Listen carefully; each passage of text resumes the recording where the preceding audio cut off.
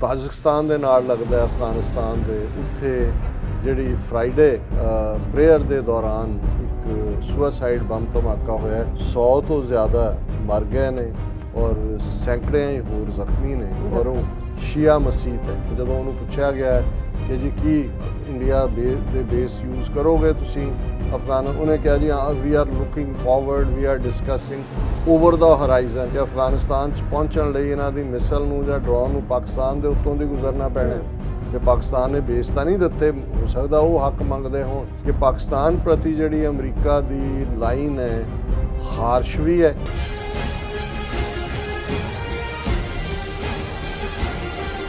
ਕਿੰਨੇ ਮਿੰਟ ਨੇ ਆਪਣੇ ਕੋਲ? ਦਰਸ਼ਕੋ, ਬ੍ਰੇਕ ਬਾਅਦ ਤੁਹਾਡਾ ਸਭ ਦਾ ਭਰਪੂਰ ਸਵਾਗਤ ਹੈ। ਸੋ ਵੀਅਰਸ, ਹੁਣ ਆਪਾਂ ਗੱਲਬਾਤ ਕਰਨ ਜਾ ਰਹੇ ਹਾਂ ਅਮਰੀਕਾ ਤੇ ਪਾਕਿਸਤਾਨ ਦੇ ਬਾਰੇ ਨਾਲ। America the deputy sector of state ਬੀਬੀ ਵੈਂਡੀ ਸ਼ਰਮਨ ਭਾਰਤ ਦੇ ਦੌਰੇ ਤੋਂ ਬਾਅਦ ਹੁਣ ਪਾਕਿਸਤਾਨ ਪਹੁੰਚ ਗਈ ਹੈ। ਸੋ ਅਮਰੀਕਾ ਦੀ ਪਾਕਿਸਤਾਨ ਪ੍ਰਤੀ ਜਿਹੜੀ ਦੋ ਮੁਹੀ ਨੀਤੀ ਹੈ। ਸੋ ਇੱਕ ਪਾਸੇ ਪਾਕਿਸਤਾਨ ਨੂੰ ਅਮਰੀਕਾ ਦੀ ਅਫਗਾਨਿਸਤਾਨ ਦੀ ਹਾਰ ਲਈ ਦੱਸਿਆ ਜਾ ਰਿਹਾ ਹੈ, ਪਰ ਦੂਸਰੇ ਪਾਸੇ ਪਾਕਿਸਤਾਨ ਨਾਲ ਡਿਪਲੋਮੈਟਿਕ ਤਾਮਨ ਵੀ ਕੀਤਾ ਜਾ ਰਿਹਾ ਹੈ। ਸੋ ਇਸ ਵੇਲੇ ਖਿੱਤੇ ਦੀ ਸਿਆਸਤ ਅਤੇ ਦੁਨੀਆ ਭਰ ਲਈ ਅਫਗਾਨਿਸਤਾਨ ਦਾ ਮੁੱਦਾ ਅਹਿਮ ਹੈ ਅਤੇ ਅਮਰੀਕਾ ਇਸ ਗੱਲ ਨੂੰ ਸਮਝਦਾ ਹੈ ਕਿ ਅਫਗਾਨਿਸਤਾਨ ਦੇ ਇਸ਼ੂ ਤੇ ਪਾਕਿਸਤਾਨ ਦਾ ਅਹਿਮ ਕਿਰਦਾਰ ਹੈ। ਸੋ ਇਸ ਬਾਰੇ ਆਪਾਂ ਗੱਲਬਾਤ ਕਰਨ ਜਾ ਰਹੇ ਹਾਂ। ਸੋ ਅਸੀਂ ਚਾਹਾਂਗੇ ਕਿ ਤੁਸੀਂ ਸਾਨੂੰ ਇਸੇ ਤਰ੍ਹਾਂ ਬਣੇ ਰਹਿਣਾ, ਦੇਖਣ ਸੁਣਨ ਲਿਖਣ ਲਈ ਤੁਹਾਡਾ ਸਭ ਦਾ ਬਹੁਤ ਬਹੁਤ ਸ਼ੁਕਰੀਆ ਜੀ। ਡਾਕਟਰ ਸਾਹਿਬ, ਕੀ ਕਹਿਣਾ ਚਾਹੋਗੇ?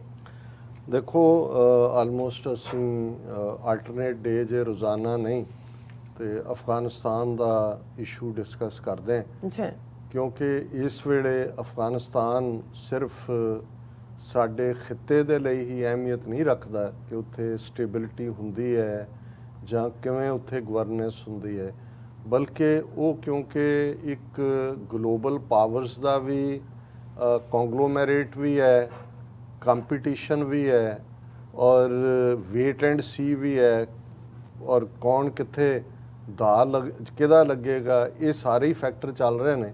ਇਸ ਲਈ ਅਫਗਾਨਿਸਤਾਨ ਗਲੋਬਲ ਇੰਪੋਰਟੈਂਸ ਦਾ ਇਸ਼ੂ ਹੈ ਔਰ ਜੋ ਅਫਗਾਨਿਸਤਾਨ 'ਚ ਵਾਪਰਦਾ ਹੈ, ਜੇ ਹਿਸਟਰੀ ਵੀ ਦੇਖੀਏ ਤੇ ਫਿਰ ਉਹ ਸਾਊਥ ਏਸ਼ੀਆ ਨੂੰ ਔਰ ਖ਼ਾਸ ਤੌਰ 'ਤੇ ਸਾਡੇ ਸਬ ਕੰਟੀਨੈਂਟ ਨੂੰ ਔਰ ਸਾਡੇ ਪੰਜਾਬ ਨੂੰ ਦੋਨੋਂ ਪਾਸਿਓਂ ਹੀ ਪ੍ਰਭਾਵਿਤ ਕਰਦਾ ਹੈ। ਹਿਸਟਰੀ ਤਾਂ ਸਾਰੀ ਉਸ ਦੇ ਨਾਲ ਹੀ ਜੁੜੀ ਹੋਈ ਹੈ। ਜਦੋਂ ਬਾਬਾ ਬੁੱਲੇ ਸ਼ਾਹ ਇਹ ਕਹਿੰਦੇ ਸੀ ਕਿ ਖਾਧਾ ਪੀਤਾ ਲਾਹੇ ਦਾ ਰਹਿੰਦਾ ਅਹਿਮਦ ਸ਼ਾਹ ਦਾ, ਸੋ ਇਹ ਆਪਣੇ ਆਪ 'ਚ ਹੀ ਦੱਸਦਾ ਹੈ ਕਿ ਹੁਣ ਪੰਜਾਬ 'ਚ ਬੈਠਿਆਂ ਦੇ ਲਈ ਉਦੋਂ ਅਫਗਾਨਿਸਤਾਨ ਦੀ ਅਹਿਮੀਅਤ ਕੀ ਸੀ ਕਿ ਜੋ ਕੁਝ ਵੀ ਹੈ ਉਧਰੋਂ ਆਉਣ ਵਾਲਿਆਂ ਨੇ ਲੈ ਜਾਣਾ।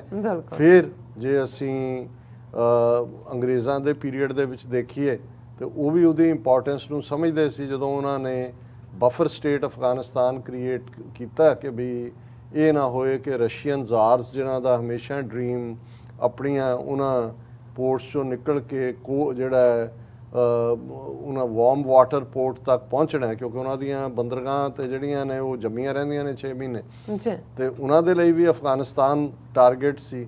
ਸੋ ਅੰਗਰੇਜ਼ਾਂ ਨੇ ਯਕੀਨੀ ਬਣਾਇਆ ਜਦੋਂ ਉਹਨਾਂ ਨੇ ਐਜ਼ ਏ ਨੇਸ਼ਨ ਸਟੇਟ ਵੀ ਅਫਗਾਨਿਸਤਾਨ ਨੂੰ ਐਕਸੈਪਟ ਕੀਤਾ, ਉਹਨਾਂ ਦੇ ਬਾਰਡਰਸ ਮਾਰਕ ਕਰਕੇ 1918-19 ਤੱਕ ਪਹੁੰਚਦੇ ਆ ਤੇ ਉਹਨਾਂ ਦੀ ਫੋਰਨ ਪਾਲਿਸੀ ਆਪਣੇ ਕੋਲ ਰੱਖੀ ਸੀ ਤਾਂ ਕਿ ਉਹ ਡਿਸਾਈਡ ਕਰਨ। ਜਿਵੇਂ ਭੂਟਾਨ ਬੇਸ਼ੱਕ ਇੱਕ ਮੁਲਕ ਹੈ ਪਰ ਉਹਦੀ ਫੋਰਨ ਪਾਲਿਸੀ ਇੰਡੀਆ ਦੇ ਕੋਲ ਹੈ।